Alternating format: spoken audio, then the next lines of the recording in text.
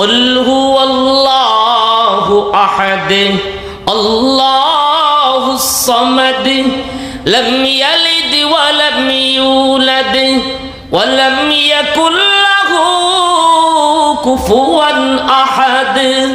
আল্লাহ পাক রব্বুল আলামিন বলেন, দোস্ত দুনিয়ার মানুষকে তুমি জানায় দাও আল্লাহুস সামাদ, আল্লাহ বেনিয়াজ, আল্লাহ অমুখাপেক্ষী। দুনিয়ার মানুষ একাই চলতে পারে না, নিজেই একা চলতে পারে না, একটা ফ্যামিলিও একা চালাইতে পারে না, ছোট্ট একটা মাহফিল আয়োজন করতে গিয়ে একজনে পারে না, একজন আরেকজনের মুখাপেক্ষী হয়ে যায়। আল্লাহ পাক রব্বুল আলামিন বলেন, দোস্ত তুমি জানায় দাও আল্লাহুস সামাদ, আল্লাহ পাকের কোনো মুখাপেক্ষিতা নাই, আল্লাহ পাক রব্বুল আলামিনের কোনো শরীক নাই। আল্লাহ শরীক আছে? লাম ইয়ালিদ ওয়া লাম ইউলাদ, আল্লাহ কাকে জন্ম দেয় নাই, আল্লাহ কারো কাছ থেকে জন্ম নেয় নাই। ওয়া লাম ইয়াকুল লাহু কুফুয়ান আহাদ, আল্লাহ পাকের সমকক্ষ কেউ নাই। এটা হলো আমাদের বিশ্বাস, এটা বেঈমানদের বিশ্বাস না, খ্রিস্টানদের এই বিশ্বাস না, ইহুদিদের এই বিশ্বাস না। এই বিশ্বাস তারাই করে যারা একমাত্র খাঁটি মুসলমান। আমাদের এই বিশ্বাস আছে না? দুনিয়ার সবাই যদিও জান্নাতে যেতে চায়, কিন্তু জান্নাতে যাওয়ার জন্য এক নম্বর শর্ত হলো ঈমান থাকবে। বলেন কি লাগবে? কি লাগবে? ইন্নাল্লাযীনা আমানু ওয়া আমিলুস সালিহাতি সায়াজআলু লাহুমুর রাহমানু বুদ্দা।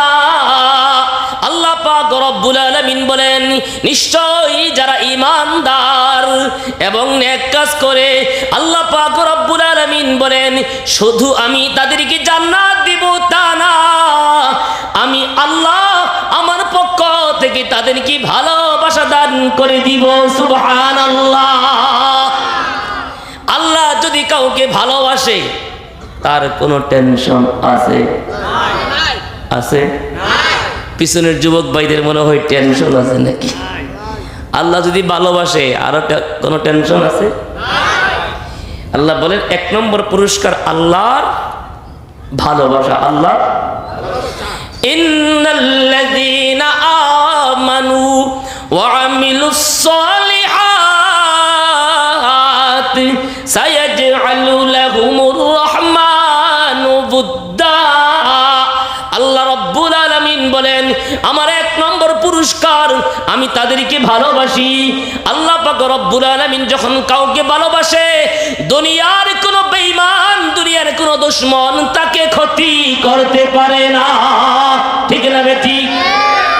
डर नहीं कुछ गम नहीं जब रहमते रहमान है, डर नहीं कुछ गम नहीं जब रहमते रहमान है, जुमला आलम हो मुखालिफी फिर नहीं नुकसान है, जुमला आलम हो मुखालिफी फिर नहीं नुकसान है। আল্লাহ যদি কার হয়ে যায়, কেউ যদি আল্লাহ পাকের হয়ে যায়, আল্লাহ পাক রব্বুল আলামিন বলেন আমি তখন তার সাথে, তার হাতের সাথে আমার হাত হয়ে যায়, তার হাত আমার হাত হয়ে যায়, তার পা আমার পা হয়ে যায়, তার জবান আমার জবান হয়ে যায়। তার মানে কি, ওই ব্যক্তি হাত দিয়া যেটাই ধরবে আল্লাহ পাক তাকে বরকত দান করবেন। এই জবান দিয়া যাকে কিছু বলবে, যা বলবে আল্লাহ পাক রব্বুল আলামিন বলেন ওই ব্যক্তি বলতে দেরি হবে, আমি আল্লাহ তার বলাটাকে মঞ্জুর করতে দেরি করি না। বলেন আল্লাহু আকবার। আরে জোরে বলেন আল্লাহু আকবার। আল্লাহ পাক রব্বুল আলামিন বলেন যদি কোনো ব্যক্তি আল্লাহকে হাত করতে পারে, আল্লাহকে হাত করতে পারে, আল্লাহ রব্বুল আলামিন বলেন আমি আল্লাহ তার কাছাকাছি চলে যাই।